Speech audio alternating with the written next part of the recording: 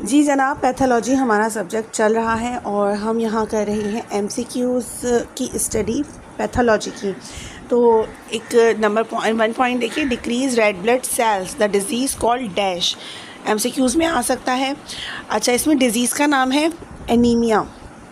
तो मतलब क्या है, डिक्रीज़ का मतलब कम हो जाना। अगर रेड ब्लड सेल्स बॉडी में कम हो जाएं और इस हद तक कम हो जाएं कि नॉर्मल सतह से, नॉर्मल वैल्यू से कम हो जाएं, तो इस बीमारी को कहते हैं एनीमिया।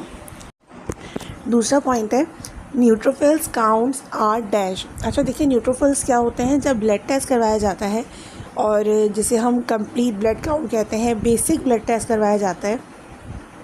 तो कंप्लीट ब्लड काउंट एक बेसिक ब्लड टेस्ट होता है जिसमें एक इंसान के जिस्म के अंदर कौन सी चीज़ कितनी मिकदार में है, मिकदार से नॉर्मल रेंज से कम है या ज़्यादा है, ये मालूम होता है। तो न्यूट्रोफिल्स क्या होते हैं? ल्यूकोसाइट्स होते हैं। ल्यूकोसाइट्स क्या होते हैं? वाइट ब्लड सेल्स होते हैं। वाइट ब्लड सेल्स में जो न्यूट्रोफिल की तादाद होनी चाहिए वो है 60 to 70%। ठीक है, अगर तादाद इससे कम होती है तब भी बीमारी होती है, तादाद इससे ज़्यादा होती है तो भी बीमारी होती है। वो अलग अलग बीमारियाँ होती हैं।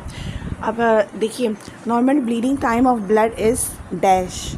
एक नॉर्मल इंसान जब उसकी खुरच लग जाती है, चोट लग जाती है, वूंड लग जाता है, तो जो उसकी ब्लीडिंग होती है वो 3 से 4 मिनट तक बहता है खून। एंड देन उसके बाद क्लॉटिंग शुरू हो जाती है। नेचुरली खुदा ने इस तरह बनाया है कि ब्लड जमना शुरू हो जाता है, जिससे खुरन बन जाता है। अब क्या है कि अगर किसी के अंदर ये एबिलिटी ना हो कि उसका खून जमने की सलाहियत ही ना हो, तो क्या होगा? उसका पूरा ब्लड बॉडी का बाहर आ जाएगा हल्की सी खुरच से। इस बीमारी, ये भी एक बीमारी होती है, इसकी अलग कंडीशन होती है। तो ऐसी कंडीशन जिसमें ब्लड जो है वो जमता नहीं है, उसको वो एक बीमारी होती है। तो नॉर्मल ब्लीडिंग टाइम 3 से 4 मिनट होता है। Blood can't be clot the disease called haemophilia. ये वही बीमारी है जिसको हीमोफीलिया कहते हैं।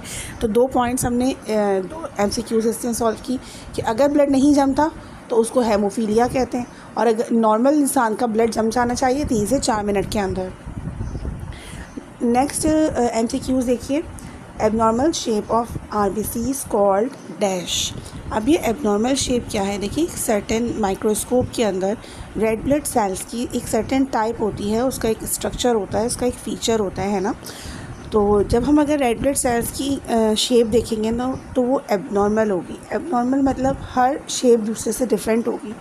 तो इस बीमारी को थैलीसीमिया कहते हैं। ठीक है। अच्छा, नेक्स्ट है WBC टाइप। WBC किसे कहते हैं? वाइट ब्लड सेल्स को कहते हैं। इसकी जो टाइप्स है ना, 5 हैं। 5 टाइप कौन सी हैं? देखिए, डैश डैश करके, कॉमा कॉमा करके लिखा हुआ है। तो ये आपको याद होना चाहिए। जब हम ब्लड टेस्ट करवाते हैं तो WBC का भी टेस्ट होता है, जिसे हम ल्यूकोसाइट्स कहते हैं। WBC का दूसरा नाम ल्यूकोसाइट्स है। तो क्या है? न्यूट्रोफिल है, बेसोफिल है, इओसिनोफिल है, मोनोसाइट्स एंड लिम्फोसाइट्स। ये 5 नेम्स हैं, आप इनको याद कर लीजिए। हर एक का डिफरेंट फंक्शन है बॉडी के अंदर। तो इसकी नॉर्मल रेंजेस भी जो हैं वो MCQ में आ सकती हैं। जैसे न्यूट्रोफिल आपने देखा, इसके अलावा बेसोफिल, इओसिनोफिल आगे आएगा। तो ये MCQs हैं। अगर आपको हेल्पफुल लग रही हों तो अपने स्टूडेंट फ्रेंड्स के साथ शेयर कीजिए। मेरे चैनल को, डॉक्टर हिरा कोमल के नाम से चैनल है मेरा, उसको सब्सक्राइब कर दीजिए। इंशाल्लाह मिलते हैं नेक्स्ट वीडियो में।